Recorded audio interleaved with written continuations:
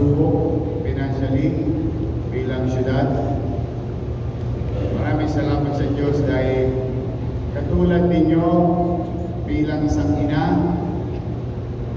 bilang isang ama,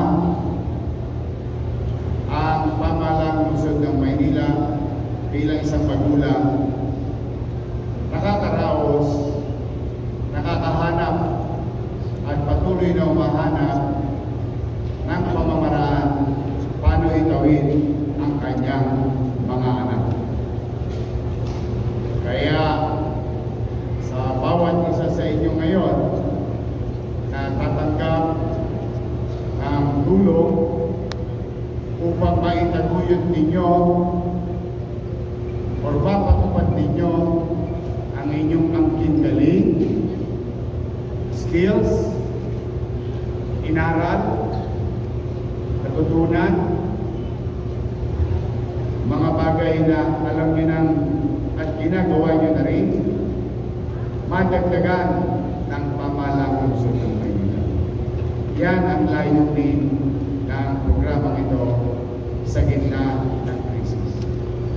Sa ating mga nagtapos sa ginagawa ng MDSW, every other month, meron tayong mga graduates under the skills program. Bagay na gusto kong ibigay yung kredito sa ating MDSW family. Palakpakan natin sila.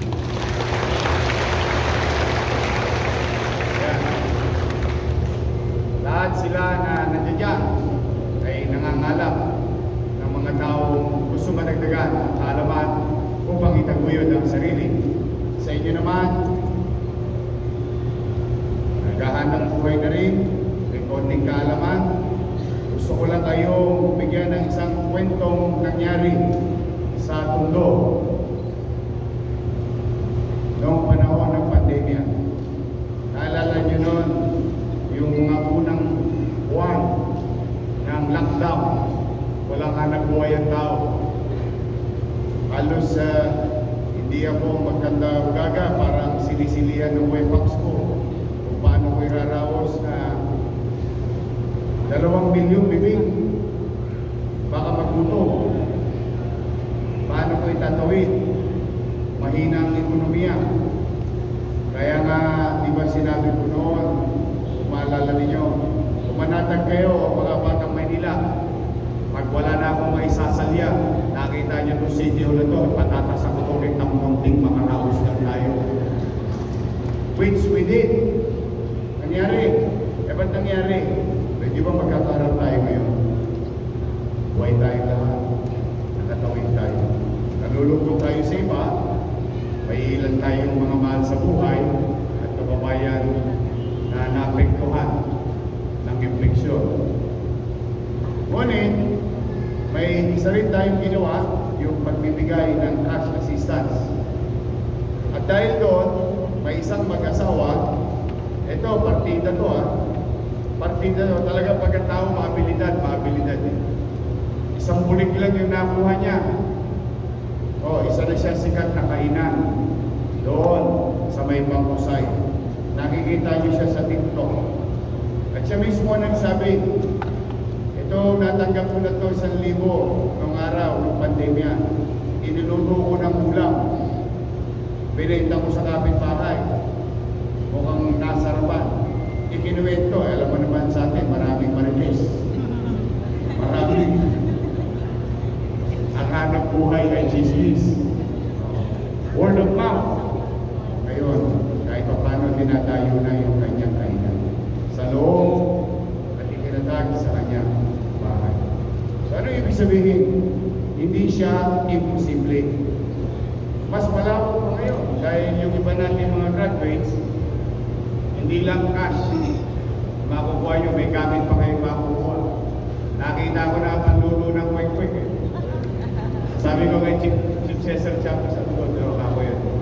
Panlulo yan. Ako, nung nakita naman ni Vice Mayor, yung Dutex. Kaya pwede na ba ako magpatiran? Kaya kayo mga babae, basta pagpapaganda. But day is another approach of your city government na maibsan yung hirap, mabawasan yung sinusuong ng tao. At kung meron man siyang naumpisahan na, aariyan pa ng pamahalang nasyon. Yun ang tema ng programang ito. Kaya sa inyo na mga tatanggap, masaya ako para sa inyo. Kaya good luck. Galingan ninyo. Sino ang team payaman? Taas ang kamay. Ayaw nyo yumaman. Team payaman, taas ang kamay. Dapat positive ang mindset. Dapat. Ulitin ko ang tanong. Sino ang gustong yumaman? Why not? Ano? Nung tinanong ko ba kayo, nagbayad kayo sa akin? Wala po. Libre? Walang gastos? Wala po. Then dapat ganyan ang mindset nyo. Have to have a good mindset. Gagawin ko to, iingatan ko itong pagkakataong ibinigay sa akin. Mapalad ako, sa dami namin, isa ako sa napili. Kaya papahalagaan ko to, pagyayabungin, iingatan, palalakiin. Dapat lagi tayong positive.